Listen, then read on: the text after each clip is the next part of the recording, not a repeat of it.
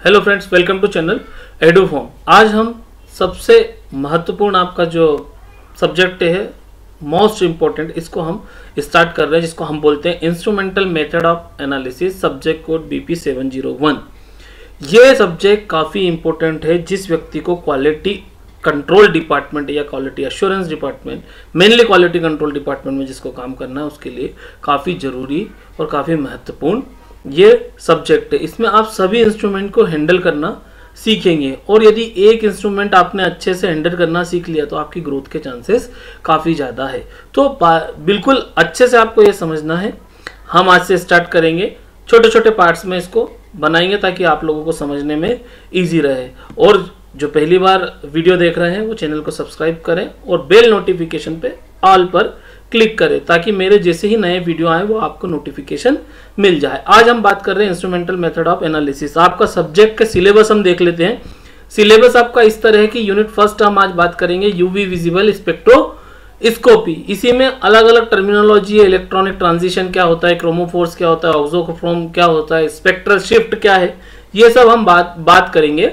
Instrument क्या है, किस तरह से इंस्ट्रूमेंटेशन होता है यूवी विजिबल का, और उसकी एप्लीकेशन क्या है, ये आपकी यूनिट फर्स्ट हम इस तरह से डिस्कस करने वाले हैं। आज हम जो बात करेंगे, हम बात करें इंट्रोडक्टरी पार्ट करेंगे कि इंस्ट्रूमेंटल मेथड ऑफ एनालिसिस क्या होती हैं, कितने तरह की मेथड्स होती हैं, फिर स्पेक्ट्रोस्कोपी क्या होती है और यूवी विजिबल स्पेक्ट्रोस्कोपी क्या होती है।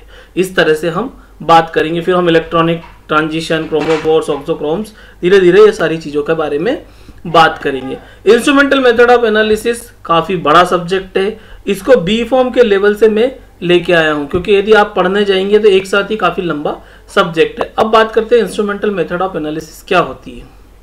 Instrumental method of chemical analysis है वो become the backbone of experimental chemistry. ये जो आपकी एक्सपेरिमेंटल केमिस्ट्री है उसकी बैकबोन इसको कहा जाता है। दो तरह की इंस्ट्रूमेंटल मेथड ऑफ एनालिसिस होती है, एक तो डिस्ट्रक्टिव मेथड, एक नॉन डिस्ट्रक्टिव मेथड। अब डिस्ट्रक्टिव मेथड की बात करेंगे तो इसमें क्या होता है, जो आप सैंपल यूज करते हैं वो डिस्ट्रॉय हो जाता है। उस सैंपल को आप फर्दर यूज नहीं कर सकते हैं अपनी अगली एनालिसिस करने के लिए, अगली टेस्ट लगाने के लिए। आपने जो सैंपल यूज किया वो खत्म हो जाएगा। नॉन डिस्ट्रक्टिव मेथड में क्या होता है, जो आपका सैंपल रहेगा वो अनचेंज रहेगा। आपने उसकी टेस्टिंग करी, आपके काम आ गया, उसके बाद वापस वो उसकी उसी स्टेज में आ जाएगा जो इनिशियल स्टेज में था, और इस सैंपल को आप फिर से दूसरी स्टडी के लिए यूज कर सकते हैं। तो आपने देखा कि इंस्ट्रूमेंटल मेथड ऑफ एनालिसिस क्या हुई, केमिस्ट्री की बैकबोन है। हम केवल इसको फार्मेसी के हिसाब से पढ़ रहे हैं, ठीक है, जितना हमको पढ़ना है, क्योंकि बहुत बड़ा सब्जेक्ट है। आप चाहे तो और ज्यादा भी पढ़ सकते हैं। दो तरह की होती है इंस्ट्रूमेंटल मेथड एनालिसिस, एक होती है डिस्ट्रक्टिव मेथड, एक होती है non destructive method. Destructive method में सैंपल डिस्ट्रॉय हो जाता है, जो सैंपल हमने यूज किया उसको फिर हम आगे यूज नहीं कर सकते। नॉन डिस्ट्रक्टिव में क्या होता है, आपके सैंपल में कुछ चेंजेस होते हैं और वो वापस पुरानी स्टेज में आ जाता है, हम हमारा उसको यूज कर लेते हैं, उसके बाद उसको फर्दर हम यूज करते हैं। सैंपल में इस तरह से कोई चेंजेस नहीं होता कि ताकि हम उसको यूज ना कर सके। अब टाइप्स ऑफ इंस्ट्रूमेंटल मेथड्स की बात कर लें तो एक यूवी विजिबल स्पेक्ट्रोफोटोमेट्री हो गई, कलरीमेट्री हो गई, nuclear magnetic resonance spectroscopy, X-ray, flame photometry, turbidimetry, nephelometry, Raman spectroscopy, refractometry, interferometry, electron diffraction methods, polarimetry, potentiometry, chronopotentiometry, फिर कॉलीमेट्री, फिर mass spectroscopy, thermal conductivity and enthalpy method. इसके अलावा भी बहुत सारी मेथड है जिनके मैंने नाम नहीं डाले हैं, पर इसमें से कुछ हम पढ़ेंगे जो हमारे सिलेबस में है। और ये इस तरह की इंस्ट्रूमेंटल मेथड ऑफ एनालिसिस होती है, इसमें अलग अलग इंस्ट्रूमेंट हमको यूज करते हैं। अब हम बात करते हैं स्पेक्ट्रोस्कोपी क्या होता है।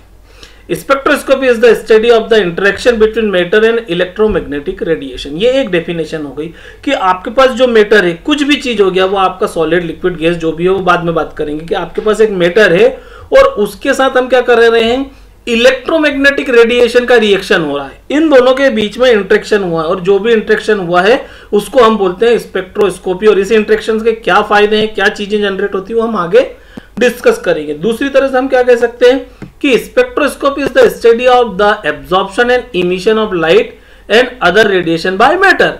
दूसरी तरह से हम ये कह सकते हैं कि जो आपका मैटर है वो क्या करेगा, एब्जॉर्प्शन करेगा या फिर इमिशन करेगा, किसका, लाइट का या फिर रेडिएशन का। आपने किसी मैटर पे रेडिएशन या लाइट बम्बार्ड की या किसी तरह से उसको जलाया तो क्या होगा, या तो वो एब्जॉर्ब करेगा रेडिएशन को या करेगा इमिट करेगा।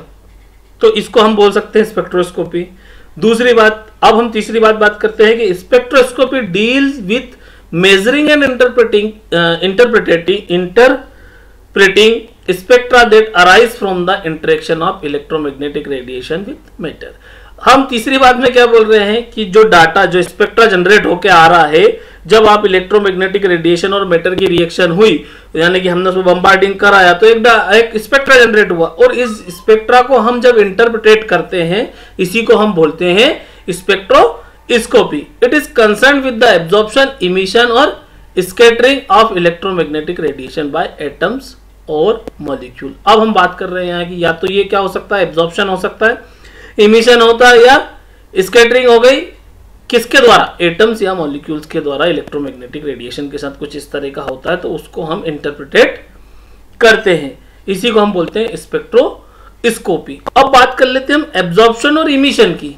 अब एब्जॉर्प्शन और इमिशन क्या हुआ, हमारे पास क्या है, एक ये लोअर एनर्जी लेवल है या हायर एनर्जी लेवल है, दोनों सिचुएशन यही है।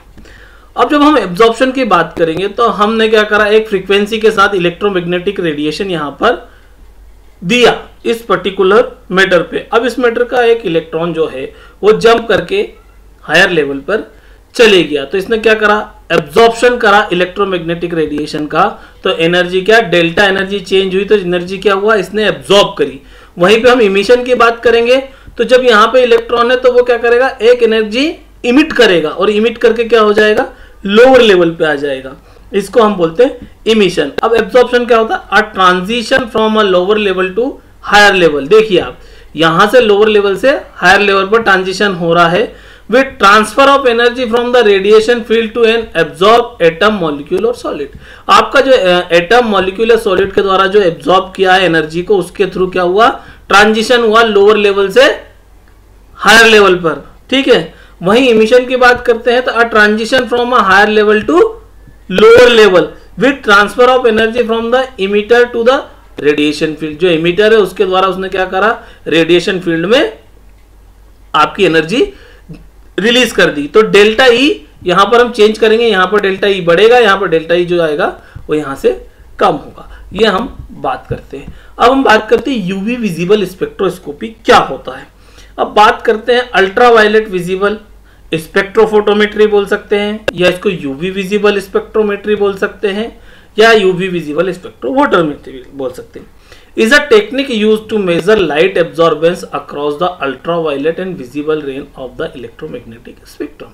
जो अल्ट्रावायलेट और विजिबल रेंज होती है, बात करेंगे कौन सी रेंज होती है, उसमें एब्जॉर्प्शन होगा इलेक्ट्रोमैग्नेटिक रेडिएशन का और एक स्पेक्ट्रम जनरेट होगा, उसको हम बोलते हैं spectrophotometry. When incident light strikes matter it can either be absorb, reflected और transmitted. The absorbance of radiation in the UV visible range cause atomic excitation। अब जो एब्जॉर्प्शन हुआ, आपने एक बम्बार्डिंग करा, बम्बार्डिंग करने के बाद क्या हुआ, उसने एब्जॉर्ब करा रेडिएशन के, उसके कारण क्या हुआ, इलेक्ट्रोमैग्नेटिक एटॉमिक एक्साइटेशन हुआ। एटॉमिक एक्साइटेशन हुआ तो क्या हुआ, जो मॉलिक्यूल है लोअर एनर्जी लेवल से वो हायर लेवल पे, हायर एनर्जी लेवल पे गया, ground state to an excited state. ये क्या होती है सब आगे डिस्कस करेंगे। अब क्या हुआ, the wavelength range of UV radiation start at the blue end of the visible light 400 nanometer and ends at 200 nanometer। अब हम बात करते हैं, ये आपका विजिबल लाइट है, ये आपका अल्ट्रावायलेट रेडिएशन है। अब देखना यहाँ पर कॉस्मिक रे है, यहाँ पर गामा रेज है, एक्सरे रेज है, फिर आपके बाद बात करते हैं हम अल्ट्रावायलेट रेज की। अल्ट्रावायलेट रेज कहां पर मिलेगी हमको, 200 नैनोमीटर से 400 नैनोमीटर के बीच में, और 400 नैनोमीटर से 800 नैनोमीटर के बीच में हमको विजिबल लाइट मिलेगी। उसके आगे हम बात करते हैं तो हम उसके आगे, उसके बाद 400 से 800 में हम विजिबल, और विजिबल के आगे इंफ्रारेड, फिर माइक्रोवेव्स और फिर रेडियो वेव्स, इस तरह से अलग अलग डिपार्टमेंट में इसको बांटा गया है। ठीक है, अल्ट्रावायलेट रीजन को आप थोड़ा सा समझ के रखना क्या होता है, इसको फिर सब डिवाइडेड में करा है। अल्ट्रावायलेट रीजन हमारा क्या हो गया, 200 नैनोमीटर से 400 नैनोमीटर, ये 200 से 400 नैनोमीटर का जो एरिया है उसको हम क्या बोलते हैं, अल्ट्रावायलेट रीजन। अब इसमें क्या होगा, जो 400 से 200 के बीच का जो है एरिया, इसको हम बोलते हैं नियर अल्ट्रावायलेट रीजन। ठीक है, और जो 200 नैनोमीटर से बाद का है इसको हम या तो वैक्यूम अल्ट्रावायलेट बोलते हैं या फार अल्ट्रावायलेट रीजन इसको हम बोलते हैं। आगे बात यहां तक समझ में, ये कुछ इस तरह का रहता, ये आपका यूवी विजिबल, ये विजिबल स्पेक्ट्रम है 400 टू 800, 400 टू 800 इस तरह से बैंड रहते हैं। ये वॉयलेट कलर का रहेगा, ये indigo, blue, green, yellow, 570 to 585, orange और रेड, ये हमारा विजिबल स्पेक्ट्रम है। इतना आपको यहां पर ध्यान रखना है। रेफरेंस की बात कर ले तो बुक आपको रिफर करना है मेरी तरफ से तो चटवाल, गुरदीप आर चटवाल में सब कुछ दिया है और गूगल से मैंने लिया है। आप और भी बुक अपनी मर्जी से पसंद कर सकते हैं, देख सकते हैं। तो विजिबल स्पेक्ट्रम की हमने यहाँ पर बात कर ली है। ठीक है, विजिबल स्पेक्ट्रम हो गया हमारा 400 टू 800, अल्ट्रावायलेट हो गया 200 टू 400। ठीक है, यूवी विजिबल स्पेक्ट्रोस्कोपी क्या होती है यह बात कर ली, स्पेक्ट्रोफोटोमेट्री क्या होती है और इंस्ट्रूमेंटल मेथड ऑफ एनालिसिस क्या होती है। जो पहली बार वीडियो को देख रहे हैं वो चैनल को सब्सक्राइब करें। Thank you.